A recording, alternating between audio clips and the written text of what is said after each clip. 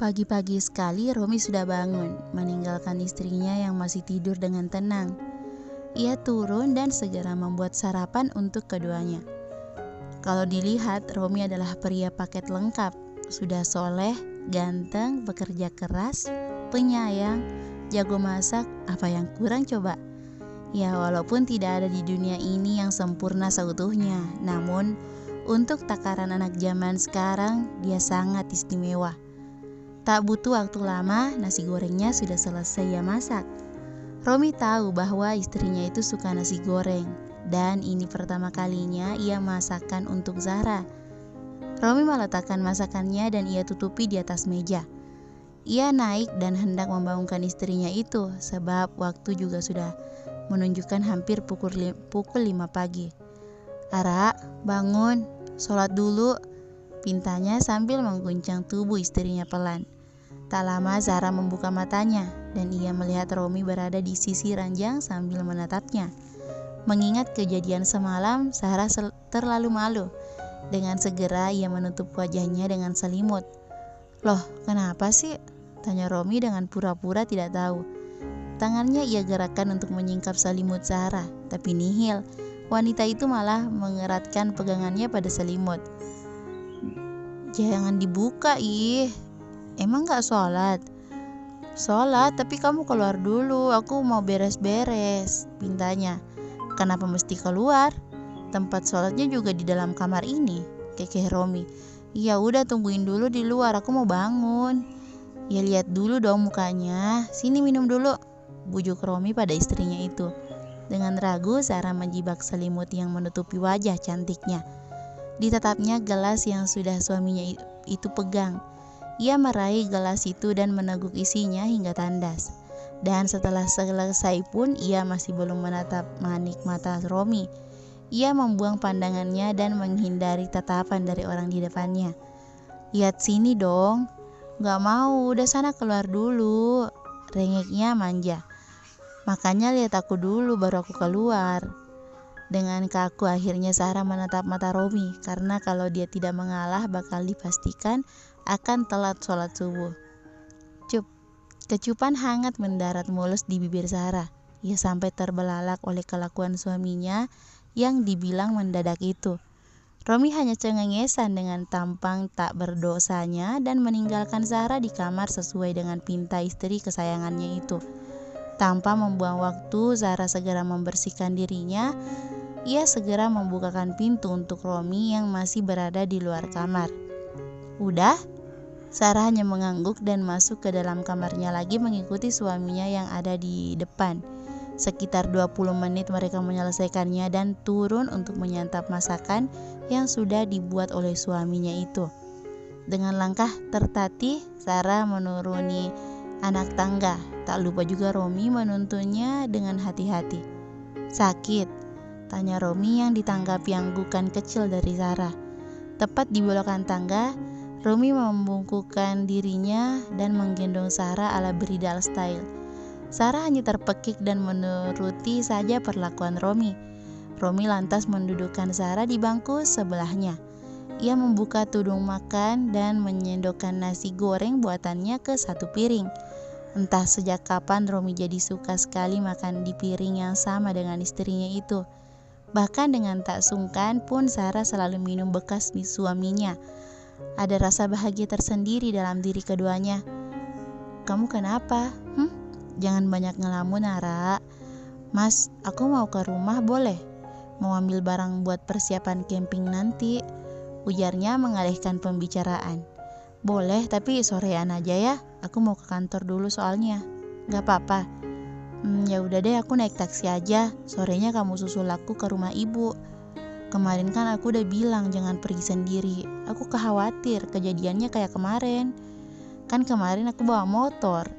Ya udah, ntar aku anterin kamu sebelum kerja." "Gak apa-apa emang." "Emang mau siapa yang ngelarang?" tanyanya sambil cengengesan. "Nanti jangan keluar sendiri lagi ya. Kabari aku juga kalau ada apa-apa." Sedari pagi Zahra terus diam hingga Romi dibuat merasa bersalah atas dirinya. Ia menepikan mobilnya di samping jalan. Ya, seperti rencananya tadi pagi, Romi akan mengantar Sarah ke tempat mertuanya. Kok berhenti? Ara, kamu jawab aku jujur. Kamu kenapa dari pagi diam terus? Aku jadi merasa bersalah. Melihat wajah Romi yang tidak seperti biasanya, Sarah jadi terhenyut. Ia juga merasa bersalah karena membuat suaminya itu sedikit murung. Diraihnya sisi wajah Romi dengan tangannya. Ia mengelus pipi suaminya itu penuh sayang. Gak apa-apa kok, maaf buat kamu khawatir, ujar Sarah sambil tersenyum tulus kepada suaminya. Kalau aku ada salah bilang ya, karena gak semua cowok paham sama kode cewek, ucapnya diselai tawa-tawa kecil. Iya, jadi kenapa? Aku kan bilang gak apa-apa mas. Aku tahu kode cewek yang satu ini. Kalau bilang gak apa-apa berarti ada apa-apa, ya kan? Ih, kamu ini apa-apaan sih? Udah jalan ntar, kamu telat lagi ke kantornya. Siapa juga yang bakal marahin aku kalau aku telat ke sana? Tanyanya sedikit membanggakan diri di depan Sarah. Kamu gak bakal tinggalin aku kan mas? Tanya Sarah, spontan. Romi memasang wajah serius. Ya ampun Ra, jadi karena itu kamu diamin aku sedari pagi? Ih, jawab dulu. Ara, kamu pikir aku laki-laki brengsek yang akan ninggalin wanita setelah dia mendapat apa yang dia inginkan? Tanya Romi dengan nada yang sangat halus. Ya aku takut aja. Kamu gak perlu takut. Lihat ini. Romi mengambil pulpen dan selembar kertas. Tak lupa juga ia menempelkan materai di sana. Ia menuliskan sesuatu di atas kertas itu. Kertas perjanjian. Saya atas nama Romi, suami sah dari seorang Sarah yang cantik setiap hari, berjanji. 1. Akan menjadi suami yang baik dan benar. 2. Setia kepada Sarah dan anak-anak kita. 3. Sebisa mungkin dan dalam keadaan apapun akan membahagiakan mereka. 4. Menjadi tulang punggung, tulang kepala, tulang tangan, tulang kaki, dan tulang-tulang lainnya untuk melindungi segenap keluarga. Bertanda tangan, Romi ganteng. Sarah hanya cekikikan melihat tingkah suaminya itu, ditambah dengan Romi membaca kembali surat yang ia tulis dengan mendramatisir setiap katanya. Nih, simpan baik-baik, kalau perlu dikasih bingkai terus dipajang di dinding ruang tamu, biar semua orang yang datang ke rumah kita jadi saksi. Sebelum melanjutkan perjalanannya, Romi sempat menghirup dalam-dalam aroma istrinya itu. Kamu suka pakai alat-alat bayi? Emang dari dulu aku gak bisa lepas dari aroma bayi. Enak dan menenangkan. Kamu gak suka? Suka, apalagi sama bayinya.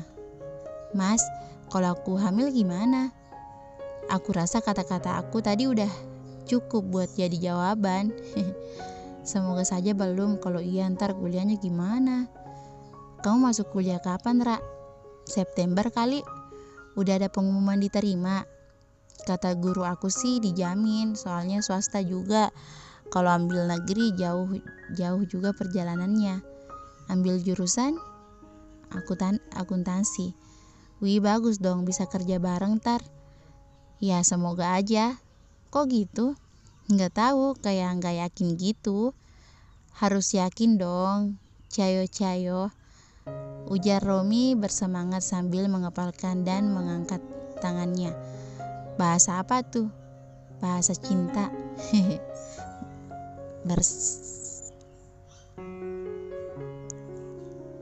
Selesai mengantarkan Sarah, Romi langsung menuju ke kantornya.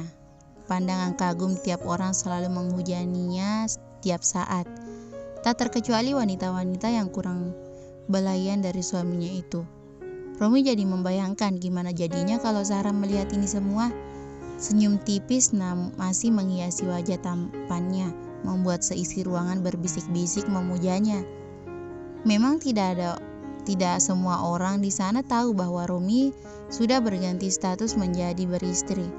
Ia segera mendudukkan dirinya di kursi dan melihat beberapa dokumen di atas meja. Tak lama suara ketukan pintu mengalihkan pandangannya dari kertas-kertas tadi. Masuk.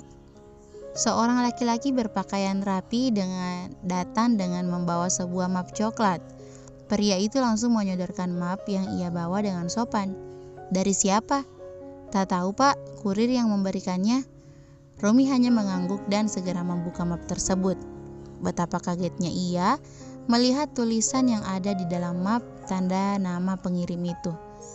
Cek CCTV dan cari tahu siapa yang mengirim ini, pinta Romi pada bawahannya tadi. Kertas dengan tinta darah itu bertuliskan, permainan segera dimulai. Entah apa yang dimaksud oleh penulis itu. Apakah mengacu pada keluarganya atau masalah bisnis mereka?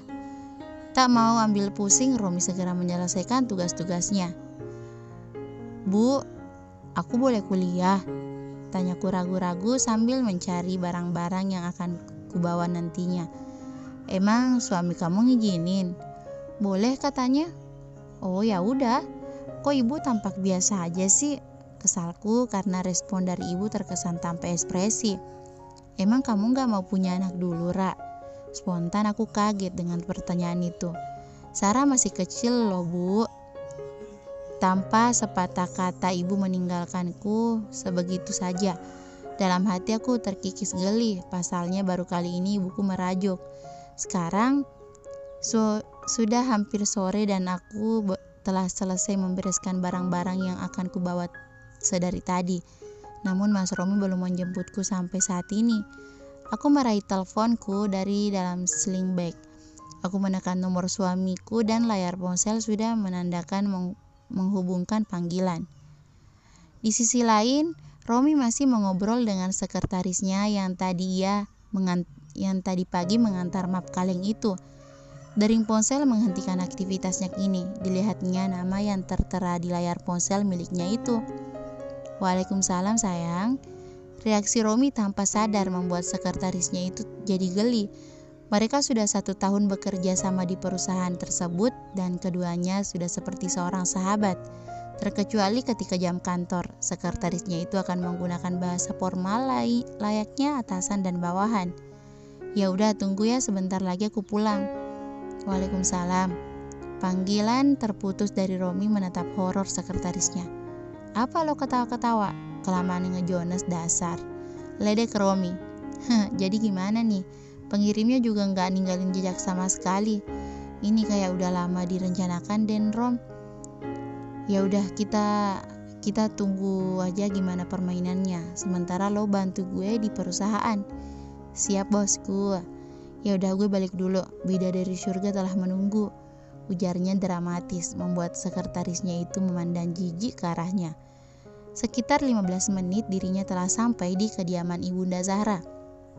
Rupanya sang istri sudah menunggunya di depan gerbang kediaman lamanya itu.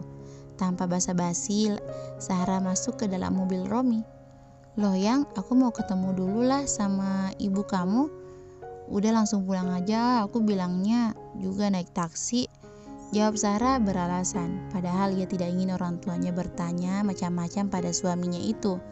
Karena dirasa sekarang Romi juga berbeda. Ia jadi tengil dan kalau membahas hal seperti itu akan jadi dengan orang tuanya. Romi yang sekarang jadi manja dan jarang sekali mengeluarkan aura dinginnya. Apalagi dengan Sarah. Sepertinya ia lupa bagaimana caranya galak. Udah makan belum, Ra? Udah, mampir ke Mang Usrok tak mau. Dengan semangat 45 Sarah mengangguk dan tersenyum senang memperlihatkan deretan giginya yang rapi. Romi lantas terkekeh geli dan mengusap-usap kepala Zahra. Oke, sekarang aku mau kelemahan. Oke, sekarang aku tahu kelemahan kamu, Ra. Apa? Nasi gorengnya Mang Usrok kan? Kayaknya kurang tepat deh, Mas. Emang apa? Nasi goreng kamu juga gak kalah enak. Kan dibuatnya dengan cinta. Khususon buat Neng Zahra. Khusus, ujar Sarah menirukan gaya bicara Mang Usrok di akhir kalimat. Jadi batalin nih ketemu Mang Usroknya. Ih, jadi dong, kangen juga. Kok kangennya Mang Usrok? Masa kangen kamu, kan kita lagi bareng. Setelah sampai di tempat tujuan, keduanya turun dan langsung memasuki warung itu.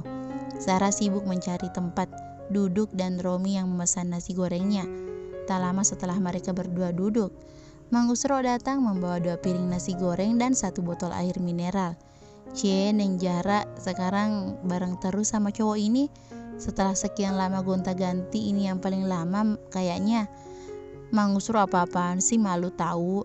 Emang udah berapa cowok yang datang ke sini bareng dia, Mang? Banyak, gak kehitungan, bising Mang Usro yang masih bisa didengar Sarah. Setelahnya pedagang itu pergi dari tempat duduk Sarah. Ternyata aku salah ya, Ra. Salah apa? Pas awal kita ngobrol, aku bilang kalau cewek kayak kamu gak ada yang mau. Ternyata banyak. Apa sih, kamu jangan dengerin Mang Usro, dia suka ngawur. Terus aku juga salah lagi. Yang mana?